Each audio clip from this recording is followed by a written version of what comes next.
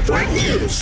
Tingnan naman natin ang kalagayan dyan sa Davao City. O mamaya na natin babalikan yan mga kasama. Punta muna tayo dito sa Bacolod dahil pulisya nakaalerto sa selebrasyon ng Pasko at bagong taon kasabay ng nalalapit na anibersaryo ng CPP-NPA sa December 26. Kasama mo mula sa RMN Bacolod si Radyoman Albert Hiner.